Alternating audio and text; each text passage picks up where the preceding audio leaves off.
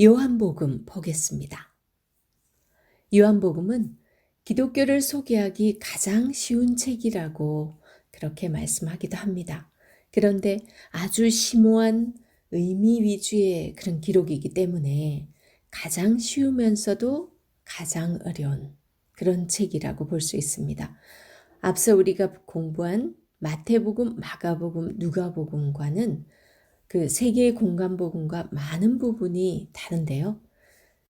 예수님께서 예루살렘 방문을 한 것이 다 기록되어 있습니다.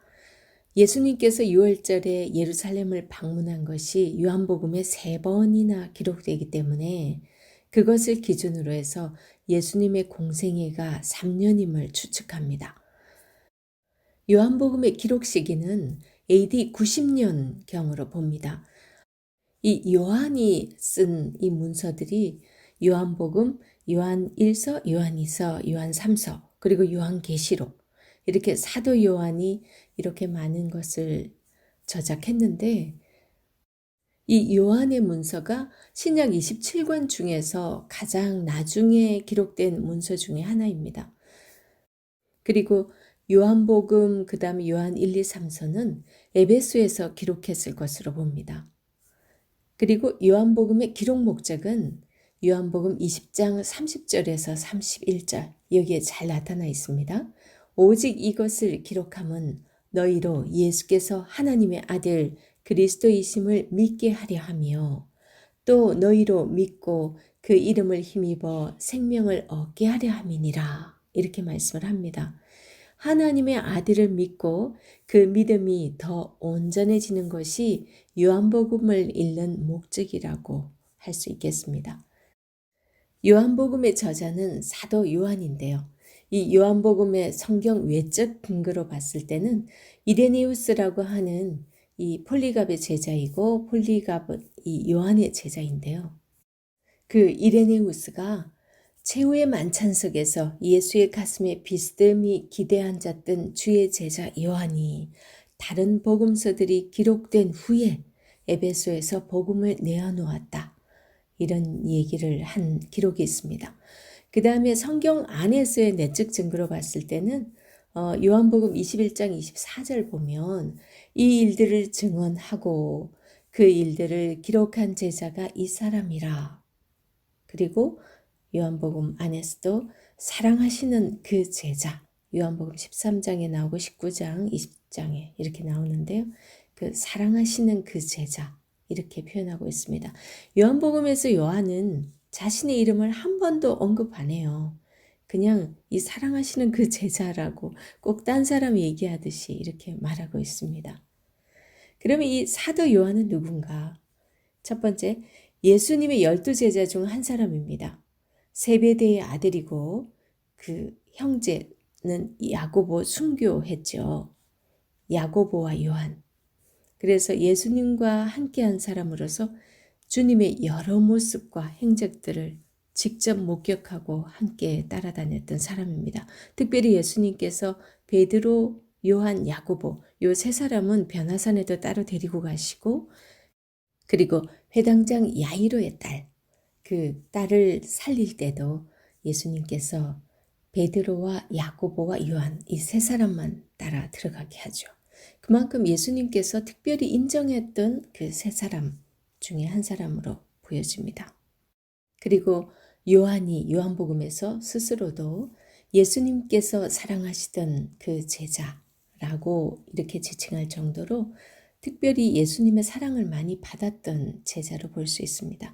그리고 예수님이 부활한 소식을 듣고 베드로와 함께 무덤에 제일 먼저 달려갔던 사람이죠. 들어가긴 베드로가 들어갔지만 도착하긴 요한이 먼저 도착했어요. 그리고 끝까지 남아서 교회의 어려운 일들을 다 수습했던 그 제자가 요한입니다.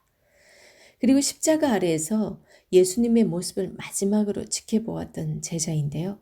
예수님의 육신의 어머니 마리아를 자신의 어머니처럼 끝까지 돌보았던 제자이기도 합니다. 예수님께서 부탁을 하죠. 그리고 에베소에서 요한복음과 요한일서, 요한 3서를 기록한 것으로 보고요. 그리고 그 이후에 밤모습에 유배되어서 소아시아 7교회에 편지를 쓴 것이 요한계시록이잖아요. 그래서 요한계시록이 제일 마지막에 쓴 편지입니다.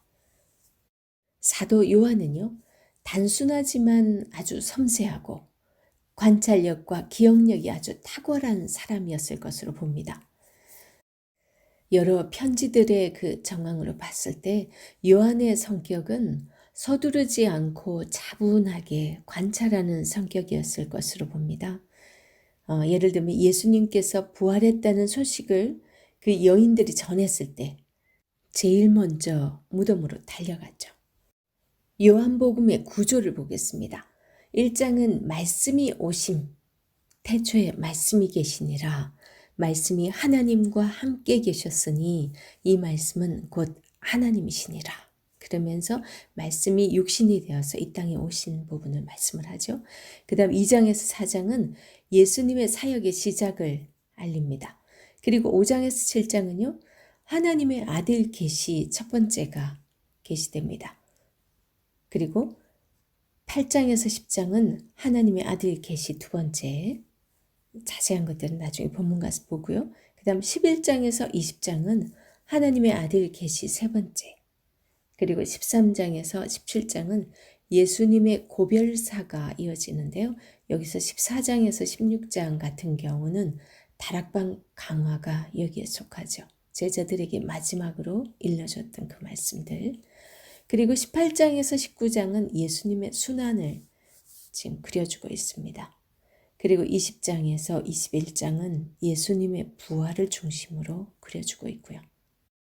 이제 요한복음의 특징을 보도록 하겠습니다.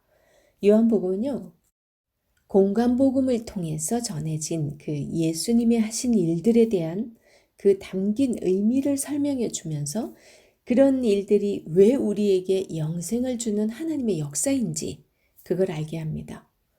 그리고 다른 복음서에 비해서 예수님의 신성을 많이 강조하고 있습니다. 예를 들면 태초부터 계신 하나님, 하나님의 아들, 다른 데도 이 부분은 강조되지만, 그리고 아버지의 독생자의 영광이라, 나는 위에서 왔다, 그리고 묻지도 않고 사람을 아시는 예수님, 이런 부분들이 언급이 되고 있습니다. 그 외에도 많죠. 그리고 공간복음서와는 그 기록의 내용이나 사건의 배경, 시간 이런 기록이 너무 많이 다릅니다. 요한복음이 생략한 내용은 예수님의 탄생, 예수님의 세례받으심, 변화산에서의 그 변화산 사건, 그 다음에 마귀를 쫓아내시는 축사 사건, 그 다음에 겟세마네에서의 고뇌의 기도, 마지막 만찬 이런 부분들이 지금 요한복음에서는 생략되고 있죠. 그런데 요한복음에만 기록하고 있는 것들도 있습니다. 양과 목자에 대한 가르침, 이 10장에 나오죠. 그 다음에 14장에서 16장에 나오는 다락방 강화 같은 그 부분도 다른 부분에서는 나오지 않습니다. 그 다음에 예수님의 대제사장의 기도, 이 17장 유명하죠. 오직 예수님께서 기도하신 부분만 기록이 되고 있습니다. 그리고 요한복음은 말씀이 육신이 되어 오심을 증거하고 하나님의 아들임을 여러 사건들을 통해서 확실하게 드러내주고 있습니다. 이 사건의 무대 중심이 다른 것과 너무 다릅니다. 공간복음이 예수님의 그 갈릴리 사역 중심으로 주로 기록이 됐다면 물론 예루살렘 이야기도 잠깐 있죠. 하지만 갈릴리 사역이 더 중심이었죠. 그런데 이 요한복음은 예루살렘 방문 사건 중심으로서 기록이 됩니다. 예루살렘 방문 사건을 중심으로 예수님의 사역 기간이 3년으로 추정된다는 거 미리 말씀을 드렸어요. 확실하게 6월절에 예루살렘에 방문한 기록은 3번이고 그 다음 5장에 유대인의 명절이라고 기록된 것까지 혹시나 이것이 6월절이라고 본다면 4번 방문했다고 봅니다. 그래 되면은 만 3년 이상이 예수님의 사역이 될 것이고 그렇지 않고 그냥 그것이 일반 다른 명절이라면 3회 방문을 했고 그렇다면은 이 2, 3년 정도로 봅니다. 그래서 예수님의 사역은 일단 3년으로 보게 된 거죠. 이 요한복음의 기록 때문에. 그리고 예수님의 그 마지막 일주일의 가르침을 집중적으로 기록을 하고 있습니다. 후반부에 기록되는 거. 믿음의 확신이 없었던 그 도마의 신앙 고백을 소개하고 있습니다. 특별히 여기서는 이 요한복음의 목적이 믿게 하려 함이다라는 그런 표현이 있었잖아요. 그렇듯이 이 도마가 의심을 했죠.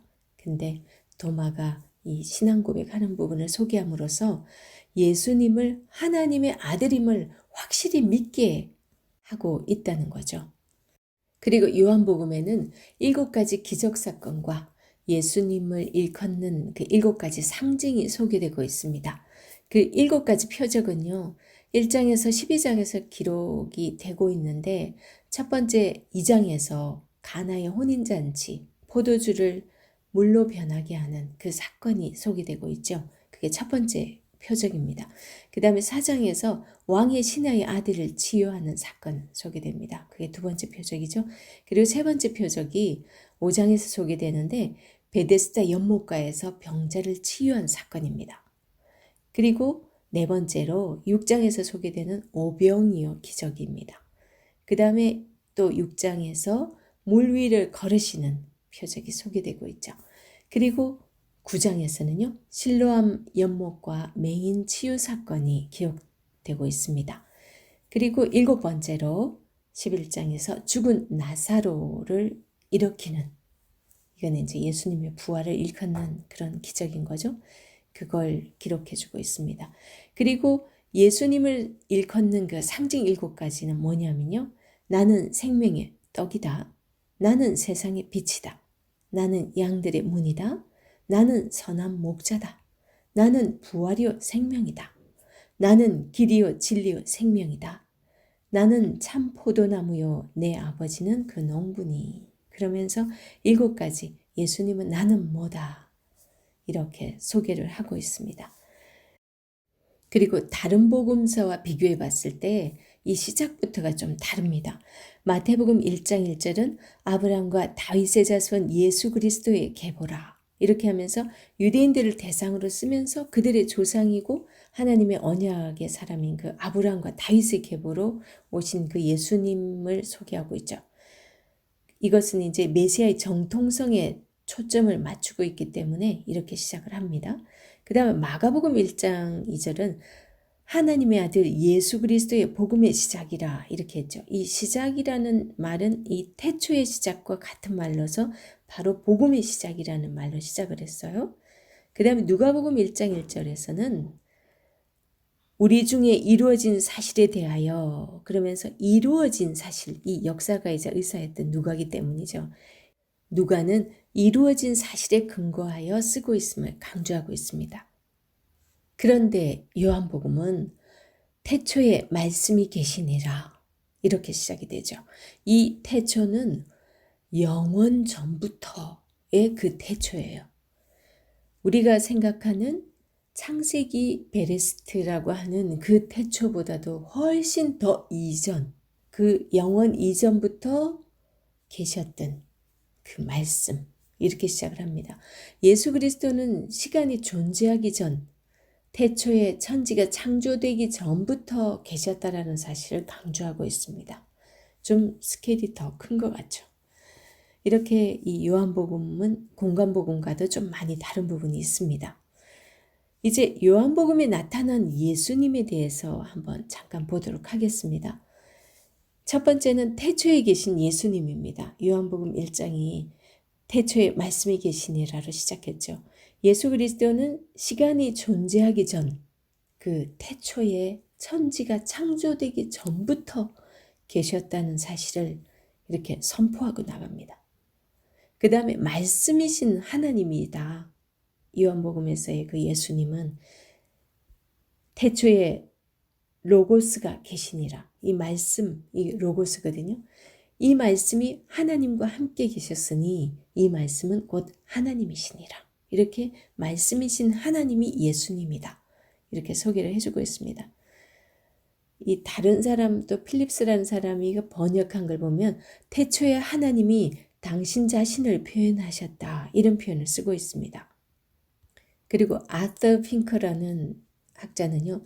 믿는 자가 하나님에 대한 보다 나은 깊고 온전한 지식에 이르고자 한다면 그는 성경에 게시된 주 예수 그리스도의 인격과 사역에 대해서 기도하는 자세로 공부해야만 한다라고 이렇게 말했습니다. 하나님을 더 온전하게 알고자 한다면 예수 그리스도에 초점을 맞춰야 한다는 거죠. 요한복음 1장 1절에서 2절 보면 하나님과 함께 계셨으니 그가 태초에 하나님과 함께 계셨고 함께 그를 향하여 맞대고 계셨다라는 그런 헬라 단어인데요. 이 단어는 얼마나 하나님과 친밀한 관계인가를 우리는 볼 수 있습니다. 그리고 잠언 8장 보면요. 잠언 8장은 예수 그리스도가 곧 지혜라는 그 사실을 말씀하고 있는 장입니다. 그 8장 30절에 보면 내가 그 곁에 있어서 창조자가 되어 날마다 그의 기뻐하신 바가 되었으며 항상 그 앞에서 즐거워하신 바가 되었다. 이런 표현이 있어요. 그리고 요한복음 1장 3절에 보면 지은 것이 하나도 그가 없이 된 것이 없느니라. 이런 표현에서도 우리는 충분히 알 수 있죠. 우리가 예수님을 보고 놓치지 말아야 할 것을 하나님을 보고 하나님을 알아가는 것이라는 이 사실입니다. 그리고 요한복음에서 생명이신 하나님에 대해서 1장 4절에 보면 그 안에 생명이 있었으니 이 생명은 사람들의 빛이라. 그 다음 14장 6절은 내가 곧 길이요 진리요 생명이니. 그 다음 11장 25절 나는 부활이요 생명이니 나를 믿는 자는 죽어도 살겠고. 3장 3절 사람이 거듭나지 않으면 하나님 나라를 볼 수 없느니라. 10장 10절 내가 온 것은 양으로 생명을 얻게 하고 더 풍성히 얻게 하려 하는 것이라. 그리고 7장 3절은 영생은 곧 유일하신 창조자 하나님이신 예수 그리스도를 아는 것이다. 이렇게 표현하고 있습니다. 성경이 말하는 이 생명은 하나님과 함께 사는 삶, 즉 영적 생명을 말하는데 그 영적 생명은 거룩한 삶을 말한다고 할 수 있습니다. 그리고 빛이신 예수님, 이 요한복음에는 빛이신 예수님을 또 소개하고 있는데요. 1장 5절에 보면 이 생명은 사람들의 빛이라 어둠이 깨닫지 못했다 이런 표현 쓰고 있죠. 그 다음 8장 12절에는 나는 세상의 빛이라. 9장 5절 내가 세상에 있는 동안에는 세상의 빛이로다. 그리고 고린도후서 4장 4절에 보면 그리스도의 영광의 복음의 광채가 비치지 못하게 함이니 그리스도는 하나님의 형상이라. 이런 표현처럼 다른 성경에서도 이렇게 증거를 하고 있습니다. 이 맹인인 이 세상은 빛을 인식하지 못하고 죄인인 인간은 어둠을 더 사랑합니다. 그래서 빛을 미워하고 빛 가운데 나아오는 것을 두려워하는 거죠. 이 요한복음 1장은요. 창세기 1장과 흐름이 너무 비슷해요. 창세기 1장도 창조를 말씀을 합니다. 그런데 요한복음 1장은 새 창조죠. 예수 그리스도로 거듭남으로 인해서 예수 그리스도를 믿음으로 인해서 거듭남으로 우리가 새 피조물이 되는 새 창조를 말씀하고 있습니다. 그래서 고린도후서 5장 17절은 이렇게 말씀하죠. 그런즉 누구든지 그리스도 예수 안에 있으면 새로운 피조물이라 이전 것은 지나갔으니 보라 새 것이 되었도다. 이 말씀과도 이렇게 상통합니다. 빛이신 그리스도, 이분은 새 창조를 이루시는 그리스도인 것을 우리는 알 수 있습니다. 고린도후서 4장 6절에 보면요. 어두운데 빛이 빛이라 말씀하셨던 그 하나님께서 예수 그리스도의 얼굴에 있는 하나님의 영광을 아는 빛을 우리 마음에 비추셨느니라 그렇게 말씀합니다. 이 창세기 1장 3절 보면 하나님이 이르시되 빛이 있으라 하시니 빛이 있었고 그리고 어둠이 깔려있는 이 세상 가운데 빛이신 예수 그리스도를 보내셔서 새 창조를 이루기 시작하십니다. 이제 요한복음에서 세례 요한이 소개하는 예수님을 한번 보도록 하겠습니다. 이 세례 요한이 예수님을 어떻게 증거하는지 보면요. 요한복음 1장 6절에서 8절, 그 다음에 15절, 19절에서 34절에 이렇게 증거되고 있는데요.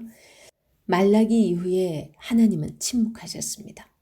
그런데 세례 요한이 낙타 털옷을 입고 메뚜기를 먹고 광야에서 나타납니다. 그때 사람들은 구약에 예언했던 그 오리라 한 엘리야가 왔구나. 드디어 하나님이 엘리야를 보냈구나. 이렇게 생각을 합니다. 그래서 이스라엘은 그를 주목하기 시작하죠. 이 요한은 요한복음 1장 6절에서 이렇게 고백합니다. 하나님께로 보내심을 받은 사람이 있으니 그의 이름은 요한이라. 이 요한복음 1장 8절. 그는 빛이 아니고 빛에 대해 증언하러 온 자라. 요한복음 1장 6절에서 이렇게 고백한 것은 이 요한이 했다라는 것은 하나님께로 보내심을 받은 사람이 있으니 그의 이름은 요한이라. 지금 사도 요한이 세례 요한에 대해서 1장 6절에 이렇게 말을 하고 있는 겁니다. 그리고 이 세례 요한이 예수님을 소개한 거 보면 하나님의 어린 양이신 그리스도라고 이렇게 합니다. 세례 요한이 했던 가장 중요한 일이 사람들에게 세례를 베푸는 일이었어요. 그 세례의 의미는 이방인이 유대교로 개종할 때의 예식입니다. 그런데 이 유대인의 종교적 특권을 부정하는 행위가 되겠죠. 그러니까 자기네들은 이미 할례를 받았고 하나님의 백성인데 무슨 우리가 세례를 또 받아 이럴 수 있는 거죠. 그러니까 오히려 이방인들이나 개종할 때 세례를 받아야지 이런 거니까 그 사람들의 그 기존 전통적인 부분을 부정하는 것 같은 그런 의미가 될 수 있습니다. 이 세례가. 그래서 당시 세례 요한이 세례를 주는 의미는 그런 그 사람들의 그 생각에 및 배경이 있었다는 걸 생각하고 우리는 보면 되겠습니다. 그런데 예수님께서 세례 요한에게 다가가는 장면을 보시고 이 요한이 말을 하잖아요. 요한복음 1장 29절 보면 보라 세상 죄를 지고 가는 하나님의 어린 양이로다. 이 세례 요한이 예수님을 향하여 이렇게 말씀을 증거하고 있습니다. 이사야서 53장 7절 보면요. 마치 도수장으로 끌려가는 어린 양과 털 깎는 자 앞에서 잠잠한 양같이 이런 표현을 쓰고 있죠. 그리고 사도 요한이 쓴 계시록에 어린 양이라는 표현이 또 제일 많이 나옵니다. 66권의 책 중에서 말이죠. 30번 이상 나오거든요. 그리고 이제 세례 요한이 증거하는 예수 그리스도 성령으로 세례를 주시는 예수님을 소개하고 있습니다. 나는 너희에게 물로 세례를 주거니와 내 뒤에 오시는 그분은 불과 성령으로 세례를 줄 것이라고 그런 표현을 쓰죠. 그리고 이 세례 요한이 하나님의 아들이신 그리스도를 증거합니다. 요한복음 1장 34절 보면 내가 보고 그가 하나님의 아들이심을 증언하였노라 하니라 이렇게 얘기하고 있죠. 그리고 요한복음 1장 끝에 제자들을 부르시는 예수님이 소개되는데요. 첫 번째 세례 요한이 두 제자가 예수님께로 나옵니다. 시몬 베드로와 안드레가 예수님께 나오죠. 그리고 빌립이 나오고 나다나엘이 나옵니다. 빌립은 예수님의 직접적인 부르심을 통해서 나오고요. 나다나엘은 빌립의 전도로 나오게 되는데 이 나다나엘은 공간복음에서 안 나오는 이름이에요. 그런데 이 바돌로메로 불린 사람이 아마 나다나엘이 아닐까? 이렇게 봅니다. 이 빌립의 전도로 나오게 되는데 주님의 직접적인 부르심도 있었다고 봅니다. 이 12제자 중 한 사람이 되는데 주님이 그를 보고 그러잖아요. 간사함이 없는 참 이스라엘 사람이다. 이렇게 말씀하시죠.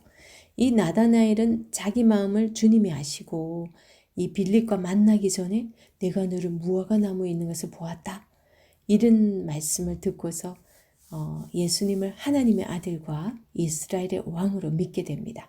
그것이 요한복음 1장 47절에서 50절에 잘 소개가 되고 있습니다. 이제 요한복음의 중요한 개념들 이해해 보도록 하겠습니다. 요한복음이 말하는 이 생명은 하나님과 함께하는 삶입니다.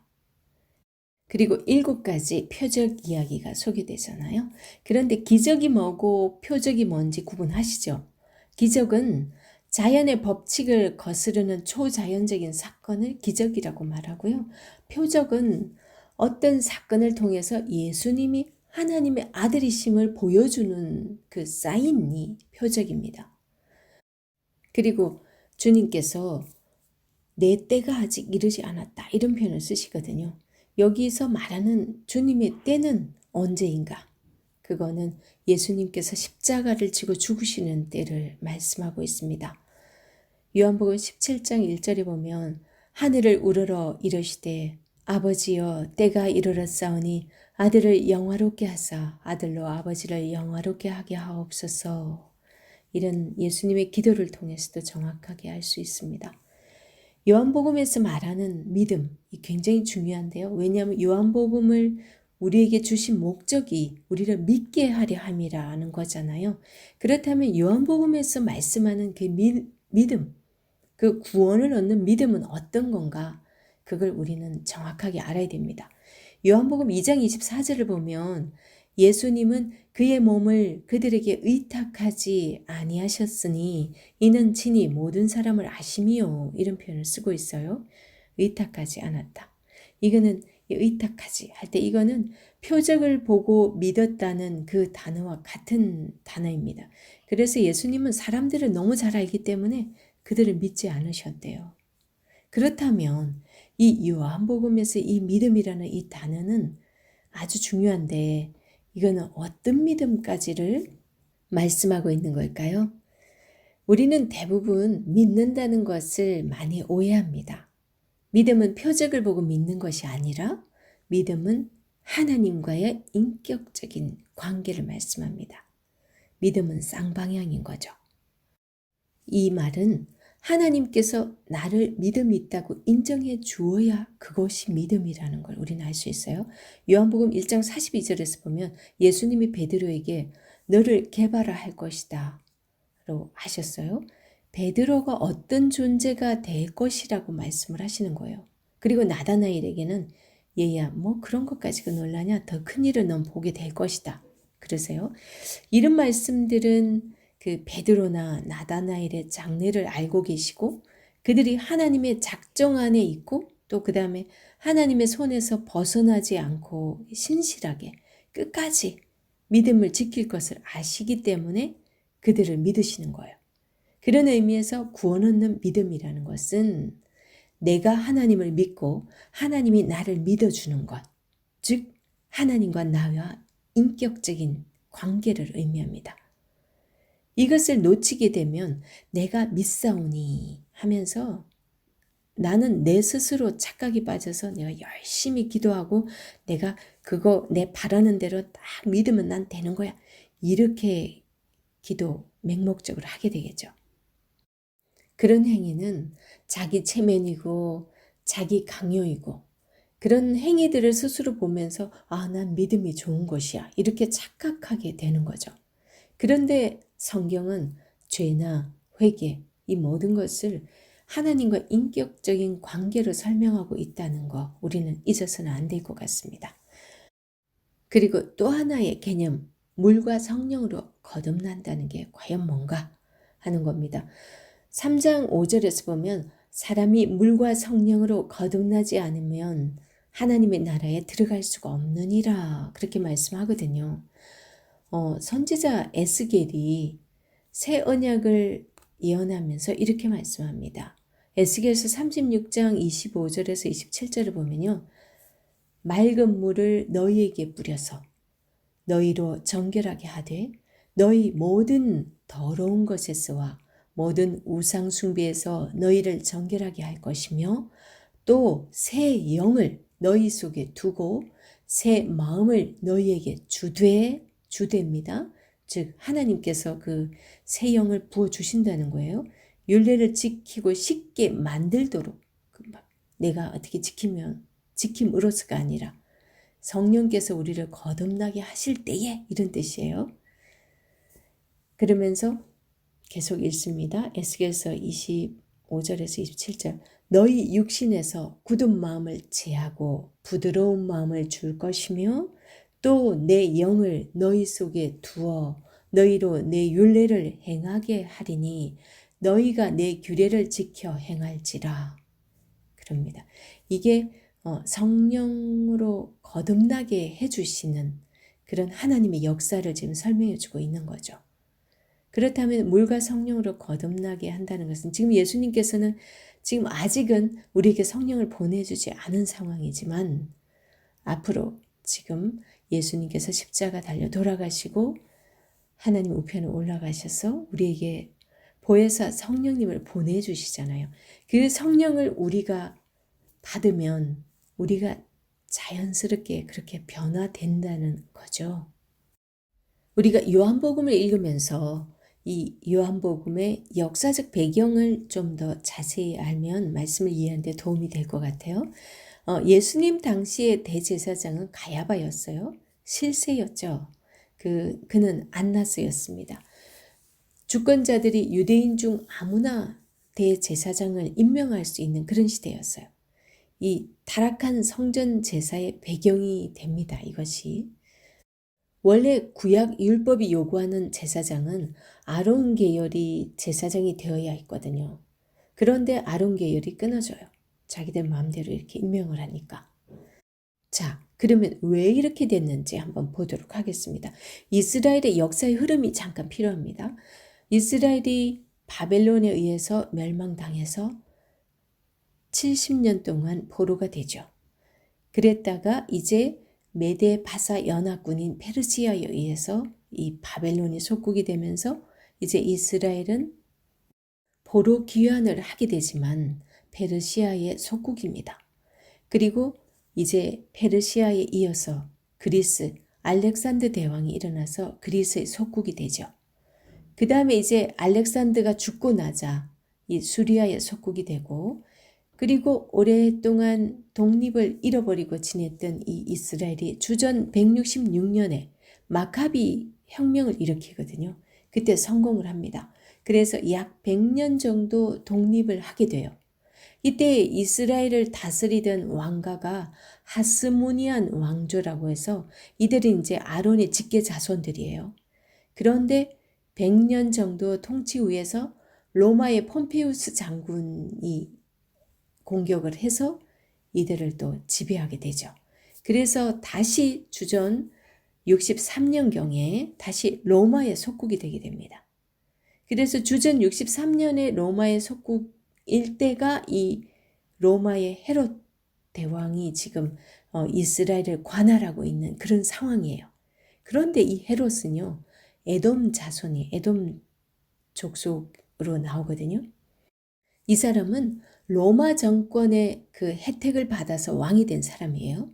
이때부터 로마의 통치자나 주권자들이 제사장을 자기들이 원하는 사람으로 임명하면 된 거예요. 한마디로 돈으로 제사장직을 살 수도 있었던 그런 시대가 된 거죠. 여기서 이 안나스가 제사장이 되게 됩니다. 이때가 AD 6년인데 로마에 의해서 임명된 이 이스라엘의 대제사장이 안나스이고 예수님의 십자가 처형 당시에 대제사장이었던 이 가야바의 장인이 이 안나스예요. 이 사람이 실세이죠. 자기 사위를 또 대제사장에 올려놓은 거예요. 자기가 뒤에서 이렇게 권력 행사를 하기 위해서죠. 즉 구약에서 정한 아론 계열의 혈통은 다 끊어져 버렸고 이 총독이나 헤롯이 임명하는 사람이 대제사장이 되는 그런 시대에 예수님이 오신 거예요. 그래서 당시 안나스가 대제사장이었는데 총독이 바뀌면서 안나스로부터 별로 수입이 없어서 바꾸려고 하자 이제 다시 손을 써서 자기 사위 가야바를 대제사장직에 앉히고 자기는 실세로 행세하게 되는 거죠. 그런데 이 안나스가 절기 때마다 디아스포라 유대인들, 전 세계에 흩어져 있는 이 유대인들이 절기가 되면 다 돌아오잖아요. 절기 지키기 위해서. 구약에서 그랬잖아요. 절기 지켜지지 않으면 자기 백성 중에 끊어지리라. 그랬기 때문에 다 돌아옵니다. 그런데 재물을 그 멀리서부터 갖고 올 수가 없잖아요. 그러니까 재물을 성전 앞에서 이제 사도록 하는 거죠. 그 재물을 파는 독점권을 자기가 가지게 됩니다. 근데 당시 법으로 정하기를 제사장들이 인증한 거, 그 재물만 드릴 수 있었다고 해요. 그래서 성전세를 내기 위해서 또 환전을 해야 되는데 전세에 갖고 뭐 다른 돈으로 하면 안 되고 환전으로 해야 되는데 그 환전 이익, 그 다음에 이 재물을 팔면서 그 차액 이런 것들을 다 독점하고 있었대요. 그런데 그 일을 예루살렘 근처, 성전 근처에서만 하는 게 아니라 예루살렘 성전 안에서도 그 일을 행하게 됩니다. 그런 모습을 예수님이 보신 거죠. 그런 권력의 부패의 고리들을 보시고서 예수님께서 성전에 들어와서 그 성전을 정화시키는 일을 하게 되신 거죠. 갈릴리촌에서 한 젊은 청년이 이 성전에 들어와서 채찍을 들고 막 이런 막 상을 엎어버리고 이런 행위들은 정말 도저히 있을 수 없는 일이었어요. 그런 기가 막힌 상황을 예수님께서 이 상황을 다 아니까 다 엎어버릴 수밖에 없었던 거죠. 그런 이런 역사적 배경을 좀 알고서 요한복음을 읽으면 도움이 될 것 같습니다. 본문에서 좀 자세히 보도록 하겠습니다.